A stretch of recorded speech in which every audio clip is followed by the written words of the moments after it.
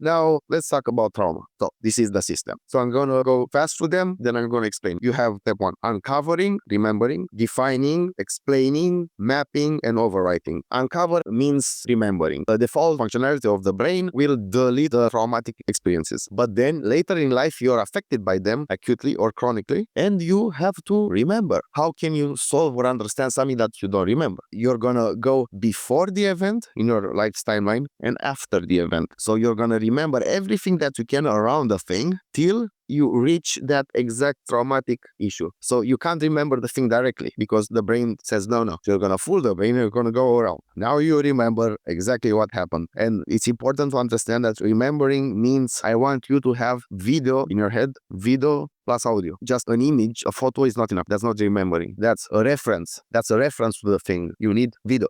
Then define. For example, are unfortunately mostly prevalent in like 80% of cases. It's somebody that you know, but people are not just good or bad. Not even Lucifer is just bad, because Lucifer is confident and intelligent and all the other bad stuff. You can't have a bad person with no qualities, otherwise they won't do anybody any harm because they can't. A person has good and bad things inside of them. That's something that you don't really know, but what you or sure can know is what actions did they take towards you, what attitudes did they have, and more importantly, it's not what they did. At the end of the day, you're separating yourself from trauma. You're not the victim. It's a traumatic reaction that you're suffering from. Now you're further away, and you can look, this person has this quality, that bad, that bad, and then you're gonna look inside and define. For example, say your father was a little bit aggressive, but he kept you safe from something. He shouted at you, but then you weren't at their party when they did drugs. So aggression is not necessarily bad. You have to define clearly how it affected you. Maybe your mother is loving, but maybe she didn't let you take risks. So compassion went bad. So you have to define what it meant to you. Then this is the most complicated step, logically speaking, explaining. So we talked before, that's why I put the tower before. We talked about 2 worlds of instincts, 2 worlds of emotions, 2 worlds of minds, 7 elements with yin and yang, good and bad. The receptive part is archetypical feminine, archetypical, okay? And the other, the generative, the giving, is archetypically masculine. And you're going to go on that weird pathway from left to right. We have here some lists, literal lists, which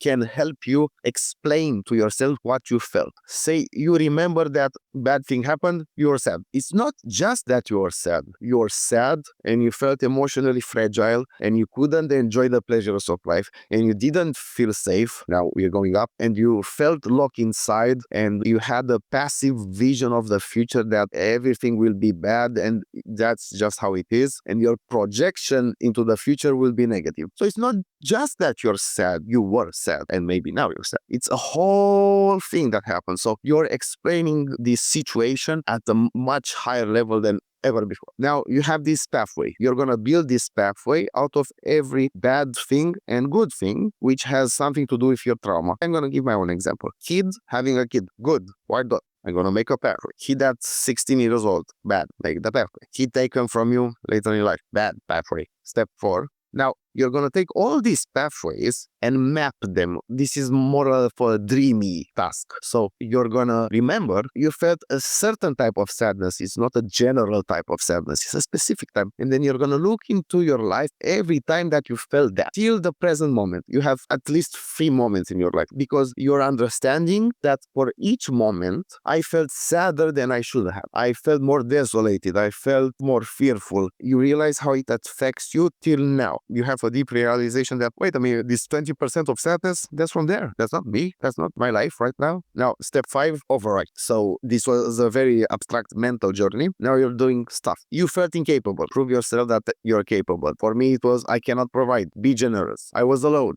Be there for somebody. I didn't have mental structure and offer structure. See? So overwrite it. And that literally neurologically, you pull some wires initially with remembering and all that. Now you're plugging back in something good good, but something good that exactly resembles the bad thing. So you're overwriting exactly that. So, for example, if you were struck by poverty, you have to be generous. You cannot go to the gym and deadlift 500 pounds and expect that trauma to be over, because it doesn't have anything to do one with the other. You have to overwrite on the same level. Is there anything more to it? Well, yes. The last step is not really a step, so there are just 5 steps. We call it in the book transcendence. What does that mean? You apply the methods, you get better, you feel some things, and at the end, the inner result that you have will be magnified in time. For example, after 1, 2, 3 months, it will get even better, but there's nothing you can really do about it. It's a natural process. So, Andrei, how would you describe this journey? The system is pretty straightforward. How was this journey?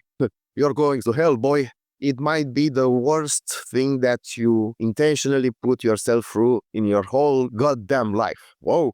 Yeah, whoa, why? This is your trauma. This is the worst thing that you ever went through, and now you're reliving it. But the difference is now that you are more mature, stronger, more capable, more resilient. It will not be that bad like that, but again, it might be the worst experience of your goddamn life that you do intentionally. Well, that's not very motivating. Well, but the results are when you know you have that darkness inside you, and you know you have to fix something, and you're triggered and ultra sad or alcoholic or use substances or go insane different ways, psychological or even psychiatrical from time to time.